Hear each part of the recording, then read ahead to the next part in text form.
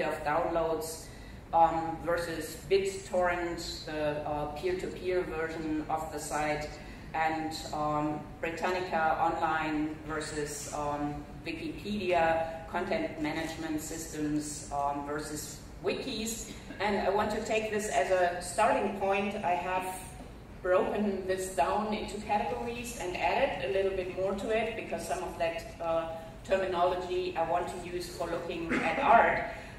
One section within this breakdown seems to focus on advertising and marketing. Again, DoubleClick versus Google's AdSense, page views versus cost per click, domain name speculation versus search engine optimization, or stickiness versus syndication. You can argue with a lot of these juxtapositions, but I think they come in handy for highlighting certain catchwords of the 2.0 area. Whether these juxtapositions are always accurate is another question here. When it comes to publishing platforms and content distribution, one of the main points that O'Reilly is making in its corporate concept is publishing versus participation. I would add really to that. I would suggest that Web 2.0 has been highly participatory, but for a smaller group of people ultimately. I think mailing lists are often much more participatory than Facebook, for example, where you do not have a dialogue. It's all about broadcasting and broadcasting yourself, as YouTube is. I also added certain items here, the BBS forum and mailing lists versus Facebook, Twitter, and Ning, Muds, Moose, and graphic chat rooms that were upgraded to massive multiplayer online role-playing games or virtual worlds such as Second Life, and See You See Me and webcams, which became YouTube and chat roulette. When it comes to software frameworks for information sharing, I think one big move here, building on what we've seen in the first version of the diagram, is that from the browser to a much, much larger web service as provided by Google, and more inclusive database management. And what is also very important is the different way of content filtering we're experiencing now. From directories and taxonomies, Yahoo was largely built on that older version or based on that structure, to tagging and folksonomies. So what I want to look at in the following are data spaces 1.0 versus 2.0, and now I'm moving on specifically to artworks, and for the rest of my talk will juxtapose artworks 1.0 to 2.0. I want to make very clear that this obviously is not an inclusive history of NetArt 1.0 versus 2.0. There are hundreds and hundreds of projects I'm missing here. I'm basically just throwing a flashlight at certain projects which I think nicely capture the move to a different version. And again, what was kind of defining in 1.0 was Netscape, the browser. Obviously, there were browsers before Netscape, but Netscape became iconic, I think, for Web 1.0. And fairly early on, I realized that I have a different date here than Sarah Diamond in her presentation yesterday. IOD's WebStalker was one of the pieces that really revolutionized looking at the browser by ultimately looking under the hood, creating a view of how a site was linked. This was before sitemaps became a feature on almost every website. You know, looking at the HTML stream, looking at how sites were ultimately connected. Sarah, in her talk, also nicely connected this to the idea of search engines, because what we're seeing here to some extent already suggests what Google will later do with its algorithm linked on popularity or based on popularity and how other sites link. Matt Fuller talked about the WebStalker in terms of Gordon Matta Clark's approach, taking a crowbar to the internet. and turning it inside out. Other iconic pieces were those by Jody, playing again with glitches in the browsers, such as in ASDFG. So Jody's art again turned websites inside out and played with many of the browser glitches. In 1999, we saw Maciej Wisniewski's Netomat, again a project that really tried to redefine the browser by turning the whole internet into a database of files, into a natural language interface. You would add search terms, and Netomat would stream them back. In the installation you see here with the couches, you could actually call the internet via phone, give your search term. And what Netomat broke down was the whole idea of the web page and the traditional web browser window as a frame for viewing the internet. So all of these projects already early on addressed the limitations of the browser and where it ultimately could go. In the move from 1.0 to 2.0, we have a move from the browser to much broader services. What we've seen happening is Google, not only as a search engine, but then came Gmail, Google Apps, Google Earth. The Google phone will probably be next. You know.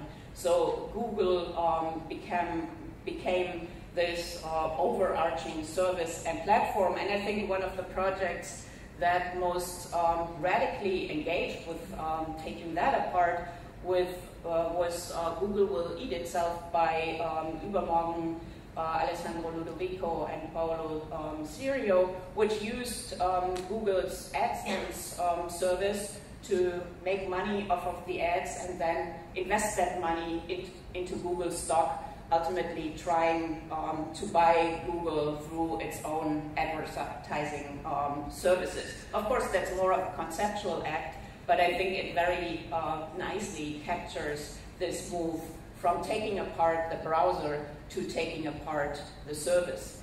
If we look at data frameworks 1.0 versus 2.0, you had projects early on such as Mark Napier's Riot in 1999. What Riot as a browser allowed you to do was basically mix various URLs, so you could type in CNN.com, ABC.com, NBC.com. You would get a nice visual collage, and what was destroyed here was again the distinct branding real estate of corporate websites, for example. The day the site was launched, two people took it over all day long, just hammered in their URL because they immediately understood, oh, this is a nice advertising environment, and they were competing against each other.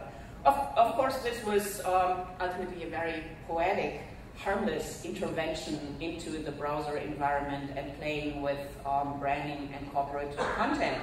If you look at the data frameworks 2.0, I would juxtapose with that Face to Facebook, again by Alessandro Ludovico and Paolo Sirio, which was a lot more radical, ultimately, stealing 1 million Facebook profiles, filtering them with face recognition software, and then posting them on a custom-made dating website. Lovely faces sorted by their facial expressions and characteristics. Obviously, this is a highly invasive project that is on the border of legality, and the artists also try to address that by giving people a chance to contact them.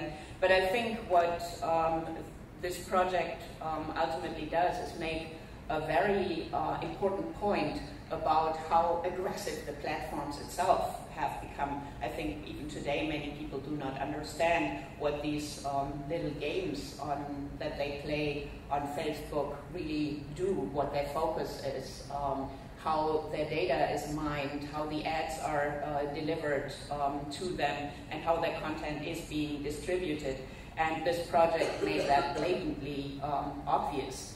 We also had the move in data spaces from MUDs, Moose, and graphic chat rooms to to an updated version.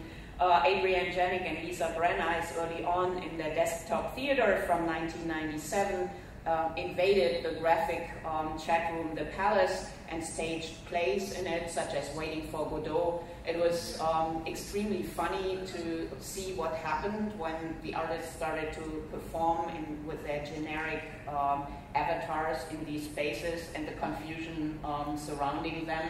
So early on, people used online environments as performative platforms. Another project of that kind was Robert Neideffer's Proxy, using MUDs as a playground. Although the project was created in 2001, it really referenced and used the earlier space of the MUDs and MOOs. And in this case, this particular game or gaming environment was very much based on academia. You could visit different spaces such as celebrity profiles. You would go to the training grounds first, where you would be trained, for example, in Marxist language and lingo in order to better survive the encounter with the curator who would face you in a highly intellectual way later on. And again, Robert Neideffer updated this later on in WTF ? Exclamation mark. Exclamation mark is actually the name of the software development kit for this project that he developed together with Alex Zito. It is a knockoff of World of Warcraft, a side-scrolling action-adventure RPG that allows you to do game theory in the context of a game environment, select from fully playable characters in the demo version, but similar to Proxy, the people you are meeting here are thinkers like Karl Marx, Freud, and Mary Daly. And to quote one of the characters you would encounter in the game naturalizes a Western militaristic, heterosexist, hypersexualized, patriarchal capitalism played out in relation to a spiritually infused race war. So that's Mary Daly's version. So from 1.0 to 2.0, there were a few other projects I want to mention, which again used online environments and platforms for performative interventions. Joe Delap's Dead in Iraq, which he started in 2006 to roughly coincide with the 3rd anniversary of the start of the Iraq War. He enters the online US Army recruiting game, America's Army, and then types the name, age, service branch, and date of death of service persons within that environment. Another anti-war piece was Anne-Marie Schleiner's Brody Condon's and Joan Leandre's Velvet Strike, where they would make available spray-painted anti-war logos, which you could spray on the walls of the game Counter-Strike. Skip the video. And yet another more 2.0 version of performative play